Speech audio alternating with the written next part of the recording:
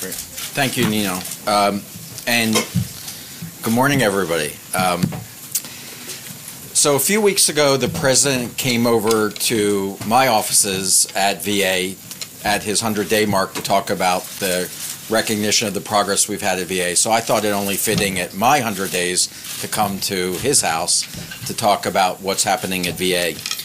And as you know, the president is so committed to fixing issues for veterans that what he has told me is that it is important that we be open and candid and transparent about where the problems are. That as a businessman, the only way to fix the issues in an organization is if you come out and you talk about what those problems are. And so, as you know, I'm a doctor, and I like to diagnose things, assess them, and treat them. And so what you're going to hear today is really a candid assessment of where our problems are in VA with the focus of a businessman and the skills of a doctor to be able to actually help you with that. And as you know, many of these challenges that I'm going to talk about today have been decades in building, and they've spanned multiple administrations. And this is the time for us to really address these chronic problems that have affected veterans and in many ways have harmed veterans and their families by not dealing with these issues. So I'm going to tackle these issues heads on. Just to give you a sense about what we're doing today, I'm going to talk about 13 areas of significant risk for VA. It's going to take about 25 minutes to get through. So if you need to get up and stretch, or if you have ADD and you need to leave, I will not be offended. But I just want to give you a sense about that. We've had 137 different assessments and studies telling VA what's wrong and how to fix it. And what we've done in my first 100 days is to go through these studies, the Commission on Care, independent assessments, as well as our own internal assessments to come up with these 13 areas of risk that I want to share. So let me start with them. The very first area is access. And of course, as you know, we started with our wait time issue in 2014, the real crisis that began recently at VA. So here's my assessment on access. We've done a significant job in improving access to care for clinically urgent veterans. So people with clinically urgent needs are now being addressed in a much more efficient way.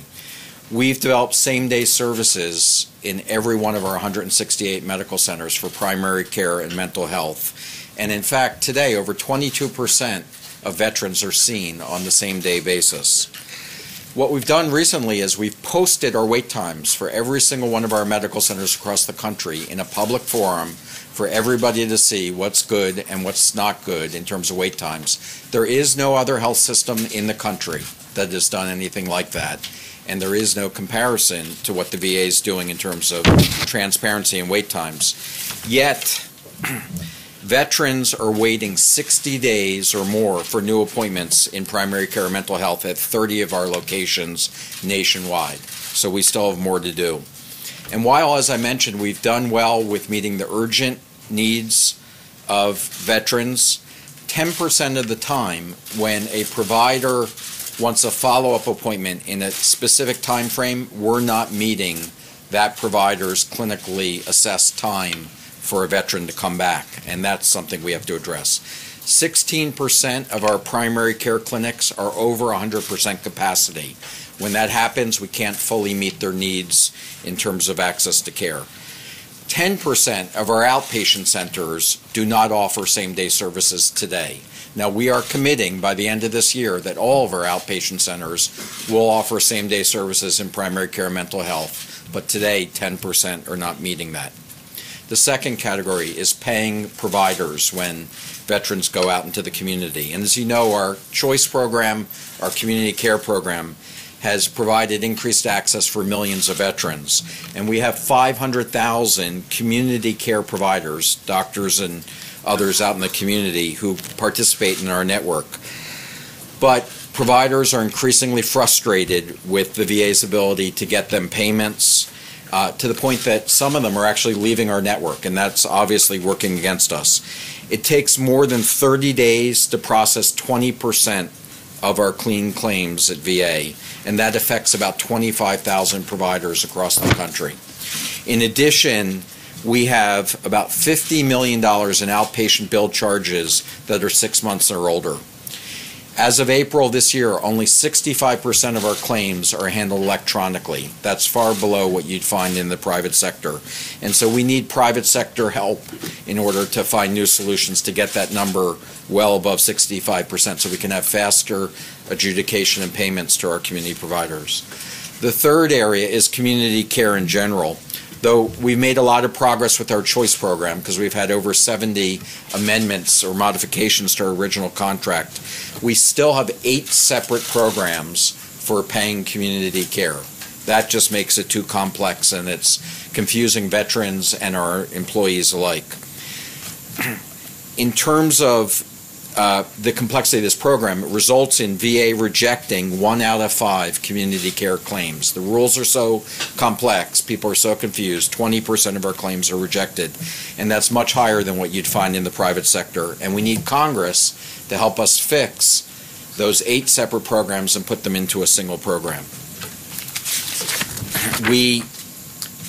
In terms of our choice program, we still today only have 3 Department of Defense facilities that participate in the Choice Network.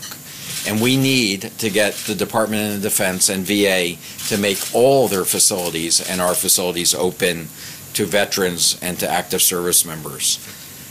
We certainly have to work with Congress and our veteran service organizations to redesign this choice program. It will expire essentially at the end of the year, and we need new legislation this Congress to make sure that veterans don't go back to waiting longer than they need to wait to get care in the community. So we have to pass legislation this year.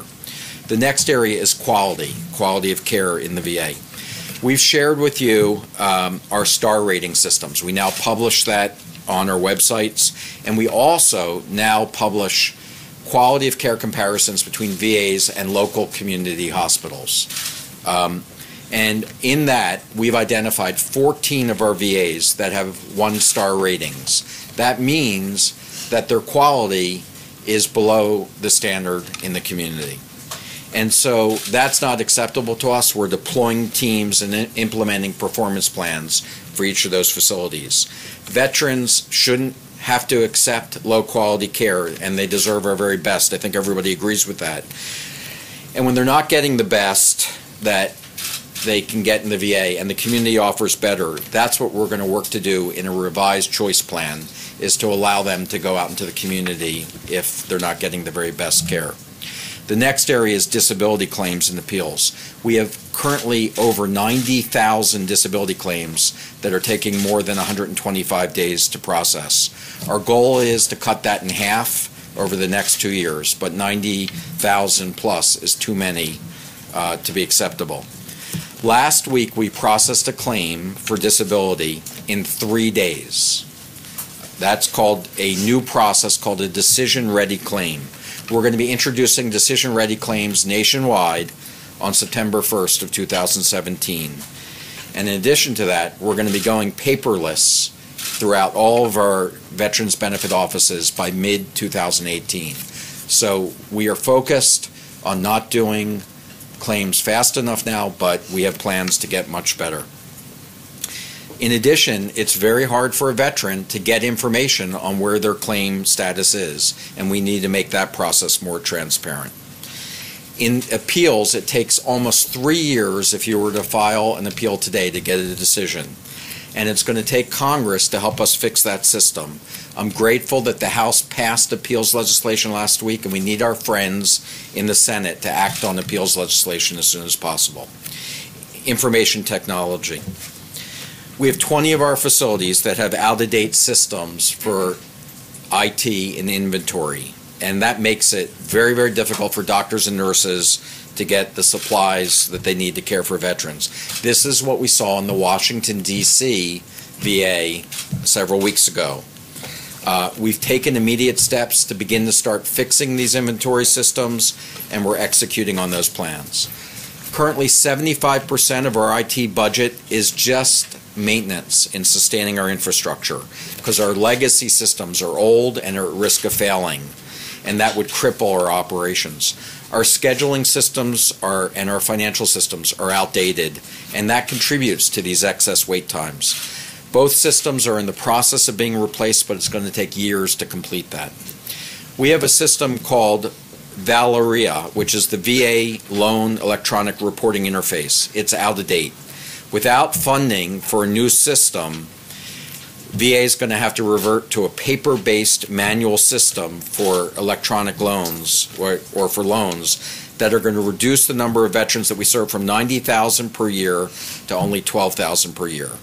So we can't afford to let that happen because veterans could be at risk of foreclosure or even homelessness, and that's a risk that we've identified.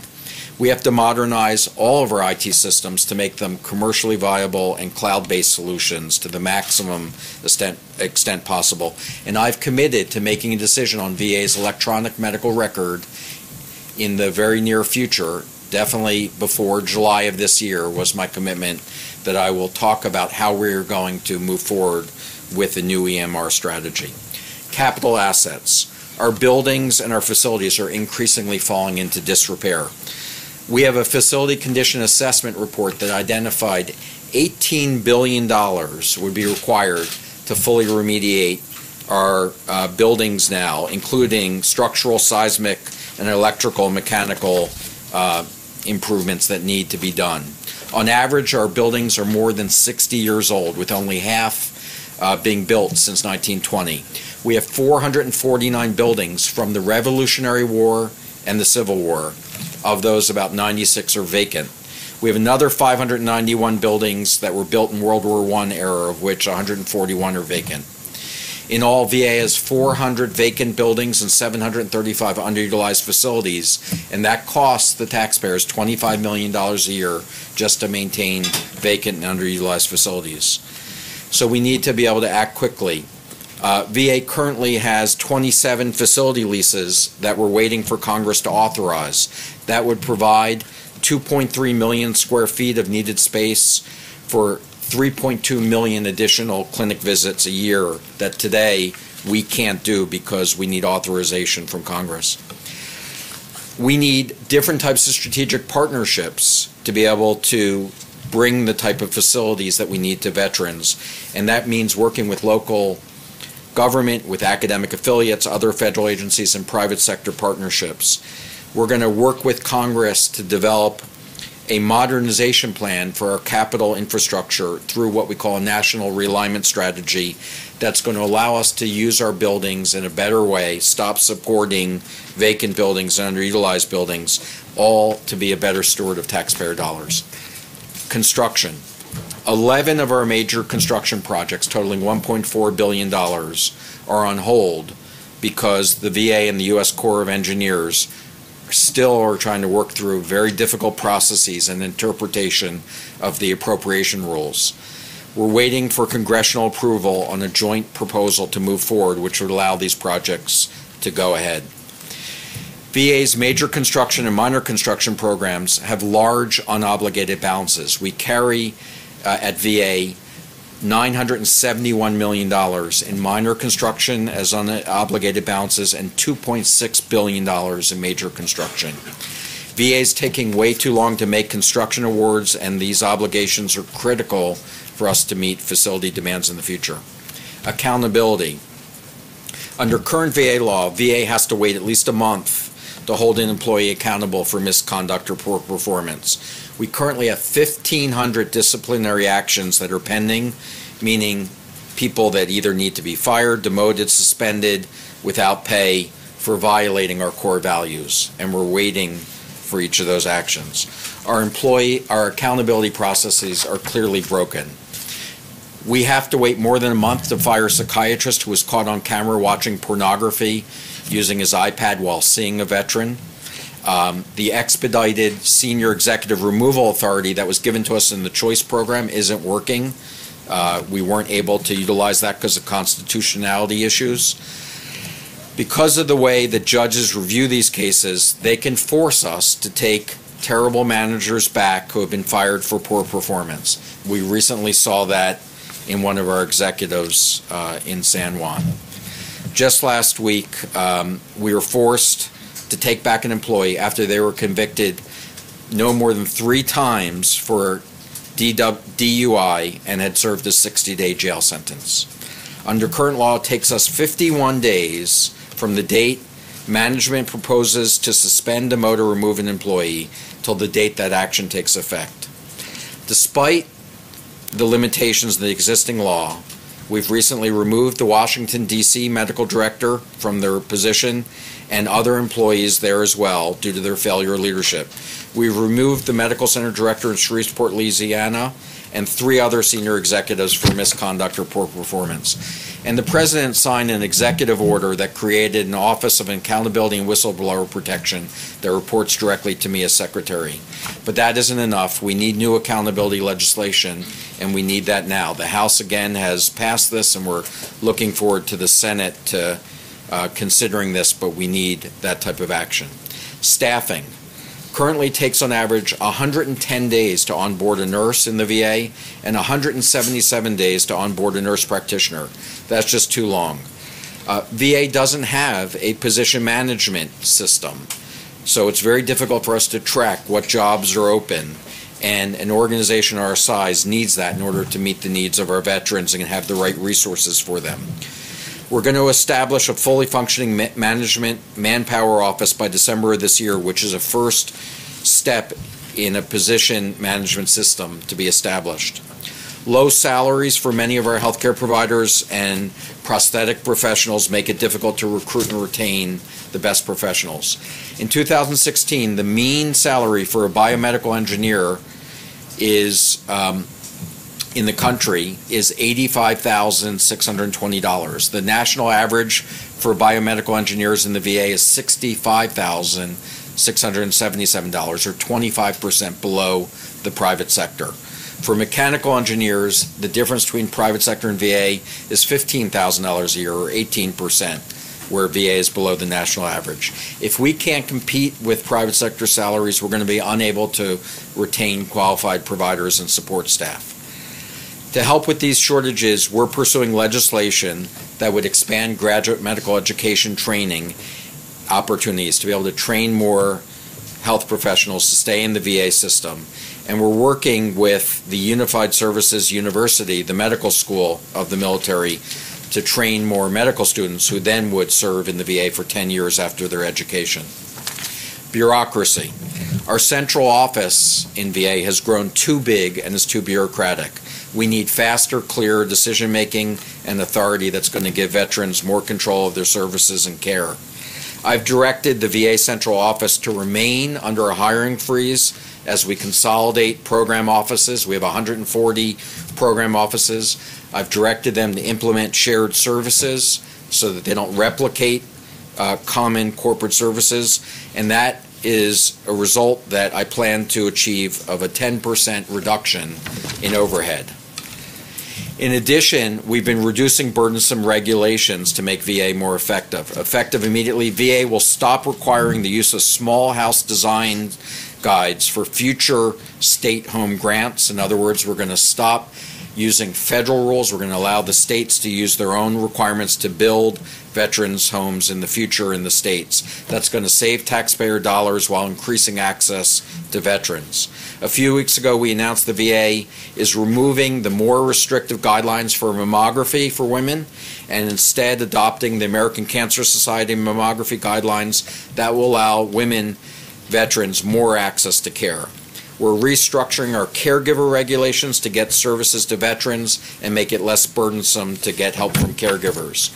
Our vets.gov website is making it possible for veterans to get better access to our services. At this time last year, only 10% of benefits applications were done online, and because of our vets.gov website consolidating this, we now have 8 times that number online a year later. Over 200,000 veterans have applied for health benefits using vets.gov. VA will be soft launching the White House Veterans Complaint Hotline tomorrow on June 1st. This is something the President had talked about. We're going to be testing that system starting tomorrow and fine-tuning it over the next several months with the goal of it being fully operational by August 15th. The soft launch of this, which is being worked out tomorrow, will be active. The phone number is 855-948-2311, and the full launch of that, as I said, will be August 15th. Fraud, waste, and abuse. Detecting fraud, waste, and abuse is very important. We get resources to veterans and their families.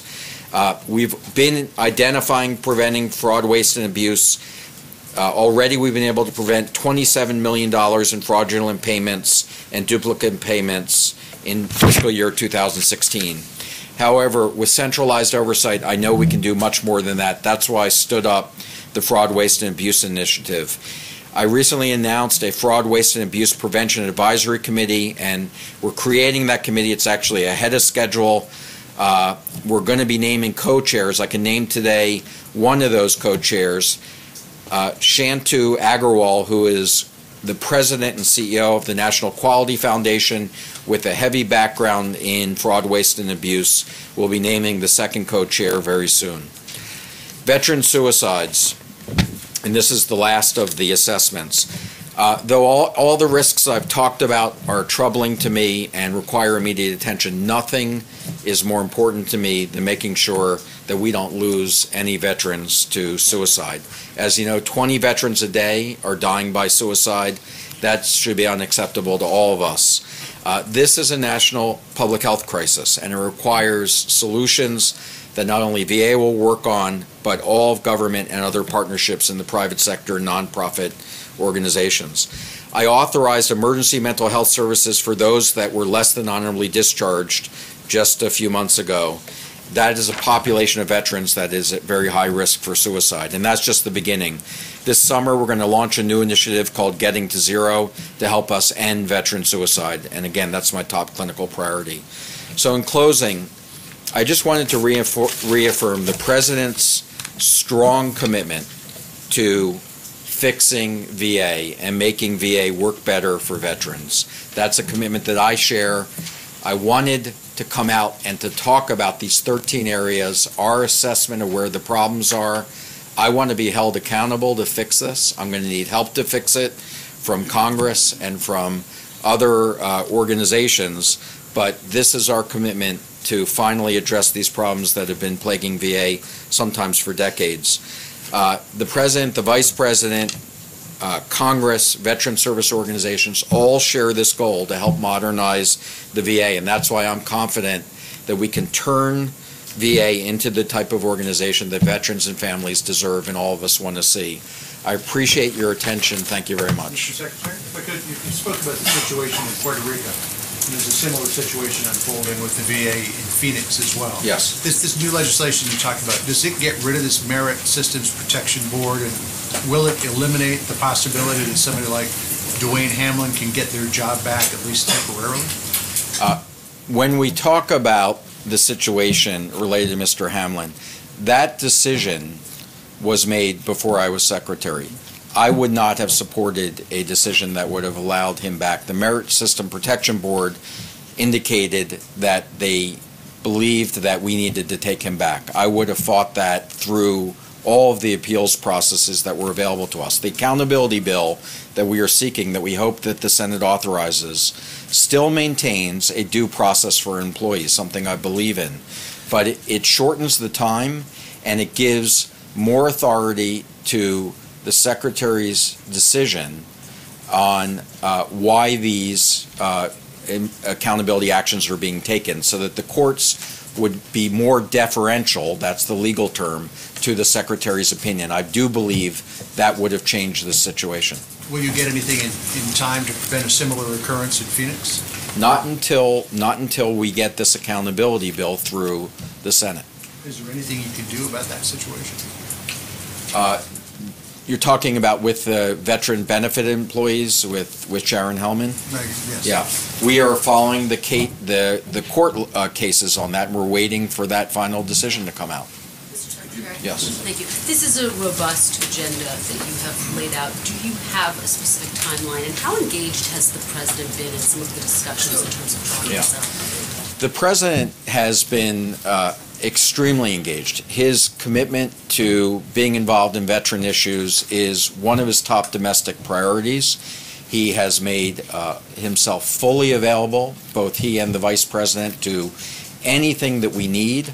The White House has been extremely responsive, and they are impatient and anxious for us to get on with this. So each of these issues that I've talked about, these 13 issues, have different timelines associated with them, because some require legislative action and some are more administrative requirements. The President's budget this year, as you know, gave strong support to VA, and that will allow us to accomplish a great deal of what's on this list to modernize the system. And as you know, the administration has been dealing with some controversies. Has that in any way impacted your agenda, your ability to carry out some of these goals? Absolutely, it is not. We are completely focused on what it's going to take to fix the VA, and there has not been any lack of responsiveness from the White House on any of these issues. Mr. Secretary, when we look at your list, long list of priorities, do you have a sense of, sort of top to bottom of these, what's the most cost intensive, and how much is it really going to take in terms of money over 10 years to get you down this road? The budget that was proposed by the President for fiscal 18 is a budget that will help us accomplish this task. I have said that the problems in VA are not largely going to be solved through additional money. These are going to be solved through management practices, focus, and some legislative changes. But our issues are not because we're lacking the financial resources to be able to accomplish our mission. And so therefore, I do believe, with the exception of one area, that we will not be coming back to Congress or the administration to asking for additional money. And that one exception is to modernize our IT systems. I've said that I will make an announcement as soon as I can before July 1st that is either going to look towards outsourcing our current system to a commercial vendor or picking a system that is a commercial off-the-shelf system, and to get VA out of the software business. And that will require an initial capital investment that's not in our fiscal year budget. Is this the most expensive thing that you have to do? And facilities after that? Facilities are important. What I'm looking to do in this national realignment strategy is to make sure that we're using our current resources most effectively. That's why when I'm spending money on vacant and underutilized buildings that aren't helping veterans, I want to realign that to help invest back into our facilities that need capital repairs. Mr. Secretary? Yes. The leaders of the American Legion wrote a rather impassioned op-ed last week that suggested that a promising solution to the suicide problem could be increased medical use of cannabis. You talked about it being a national health crisis that requires all of government. Should the Congress reclassify marijuana from a Schedule I drug to allow for it to be better used for medical purposes? Well, right now, federal law does not prevent us at VA to look at that as an option for veterans. I believe that everything that could help veterans should be debated by Congress and by medical experts, and we will implement that law. So if there is compelling evidence that this is helpful, I hope that people take a look at that and come up with the right decision, and then we will implement that. As a physician, what's your opinion? My opinion is that some of the states that have put in appropriate controls, there may be some evidence that this is beginning to be helpful, and we're interested in looking at that and learning from that. But until time that federal law changes, we are not able to prescribe medical marijuana for conditions that may be helpful. Your department's issued multiple reports saying climate change threatens the health of veterans, and your staff strains the VA's ability to carry out its mission, and raises the chance of both healthcare emergencies and vector-borne diseases. So I guess in the spirit of the candid assessment that you said you were doing today, do you continue to see climate change as a dire threat to your mission? And if so, are you disappointed that the President is reportedly pulling out of the Paris Climate Agreement, or at the least reducing U.S. climate targets? Well, as you said, as the Secretary of Veteran Affairs, I'm focused on those environmental issues that impact veterans, and our studies are focused on usually the chemical and the environmental impacts that are used on the battlefield. Those are the ones that I continue to be focused on, and beyond that, it really is beyond my scope as Secretary. You don't believe, or you're sort of repudiating the multiple reports that have come out of your department that say climate change in the broader sense, brings up cardiovascular disease and is a real kind of issue for your department. I'm not. It's not something that you're even considering at this point. Look, I am focused on the health of our veterans, and clearly there's a relationship between health and the environment. What I'm not focused on is the bigger political issues about United States policy on other types of reform. I'm focused on the health of veterans. Yes. You said it's going to take $18 billion to repair these facilities. Do you have plans to close any of them? What we're doing is, under a national realignment strategy, we're looking at the best use of our current resources, because $18 billion is not a realistic number for us to be able to get to invest and put all of our facilities up to speed. So we're looking at using the current resources that we have the best to help veterans. We are making investments. This budget this year gives us additional dollars. That's why I'm confident that this is the right budget for us, because it allows us to invest and start making significant progress into that $18 billion. But I don't believe that was our assessment of what the entire inventory, if we rebuild it up to current standards, would take. That's not what we're seeking. So when you walk away from this, you think that maybe some should be closed? We want to take a look at every facility to make sure it's being utilized appropriately. I do not have specific plans for any facility closures at this point. Yes. Mr. Secretary, what is the holdup in filling out your nominations to the Senate? And do you believe that the lack of nominations has impacted in any way the work that you're trying to do and you've described here today? Well, one of the things that I'm very fortunate, having been here in the last administration, is that we've had pretty good continuity, and the people that are filling our acting positions are people that I've worked with, have great confidence and trust in. So we haven't really missed a beat at VA. We've been able to keep going. Of course, I want all of our positions filled as quickly as possible. The vetting process that's going on is a lengthy process. I know, having gone through it myself, but it's also really important to get right. And so while we want to see it done as quickly as possible, we want to see it done thoroughly and make sure that we don't make mistakes. I do believe that you will see several other announcements in the next week or two about positions that we will be filling. Yes, sir, in the back. Mr. Secretary, two questions. You said the President's budget strengthens VA. Two specific questions about the budget. When it comes to individual unemployability, IU is drastically cut in the President's budget, and it's likely never to be made up by compensating Social Security. Why do you believe that that's acceptable and in line with the administration's promise to do better by veterans? Well, let's take a look at this overall budget. This is a 5.5% increase in total budget for veterans, and when it comes to mandatory funding, which is where the IU exists, we're seeing a $7 billion increase year to year in mandatory benefits to veterans. So this is a budget that is providing more care and services to veterans. In doing so, we have a responsibility to taxpayers and to veterans to make sure that the resources of our current programs are being utilized appropriately. So we are going back and looking at programs and saying, are those resources, could they be reallocated in different ways, not to withdraw total dollars from veterans, but could they be revised and reallocated to work better for veterans? In the case of IU, I think that what we've proposed is not an elimination of it, but a revision to make the program and resources that are going currently to some veterans to help additional veterans.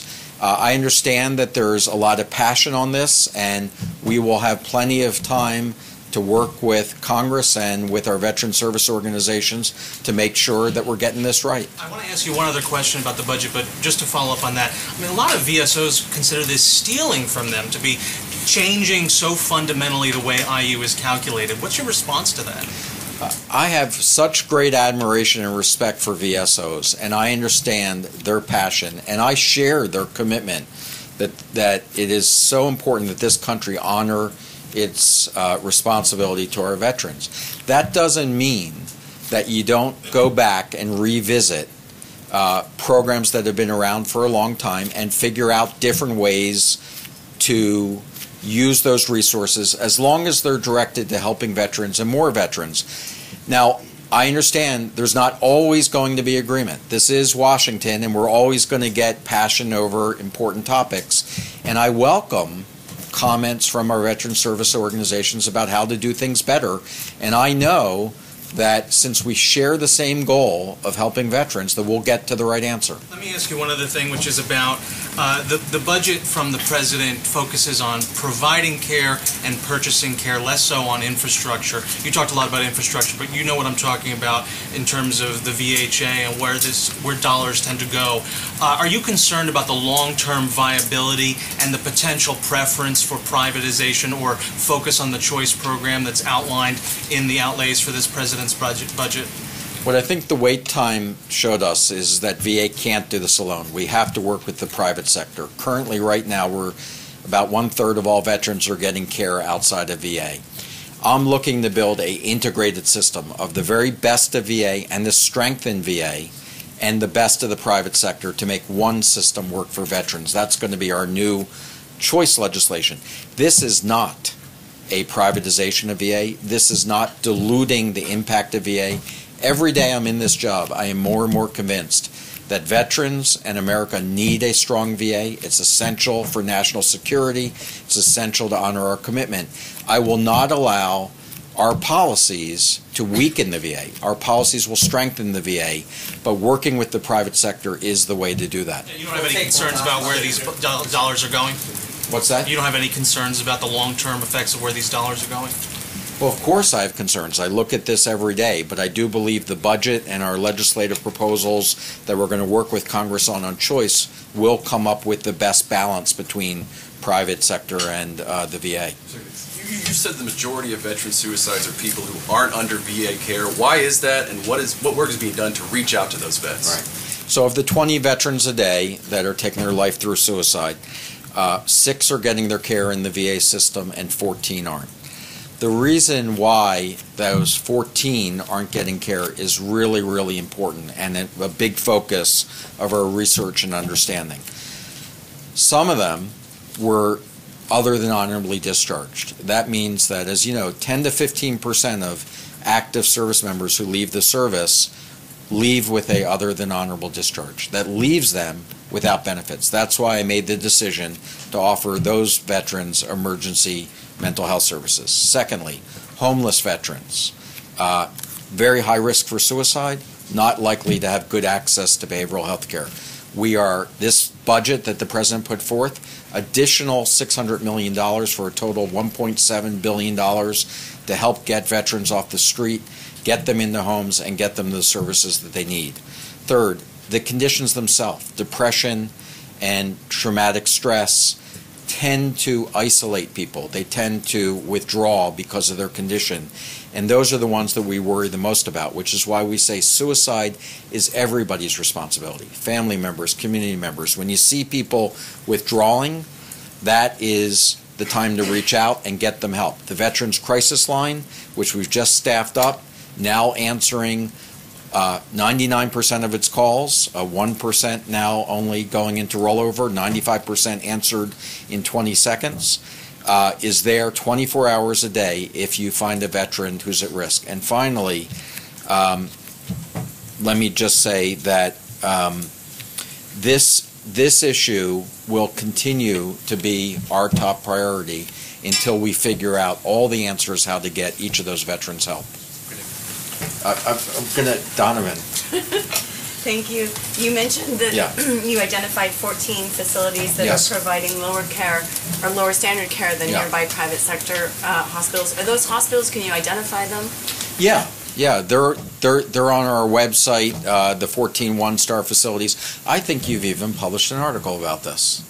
And so those are the 14 that we're talking about. When you're a one-star facility, it means that you're not only the lowest in the VA compared to other VA hospitals, but you also are below a community standard, and that's why those are the important ones to focus on. And in our choice program, you will see as we go out there, we're going to be making sure that veterans have choice, in particular where the standard of care is not being met in the private sector. Does that mean they would not be accredited? If they're one star and they're below the community standard of care, does that mean they would not be accredited? No, in a private? all of our hospitals are accredited by the same national organizations that private sectors go through. When you talk about below standards, we're talking about averages. And so by definition, there's always going to be those that are below. VA has set a bar that is above average, that essentially we want all VA hospitals, because we believe all veterans deserve the very best care possible. So it's not a minimal standard. All of our hospitals are accredited. Okay, thank you very much, everybody. Thank you.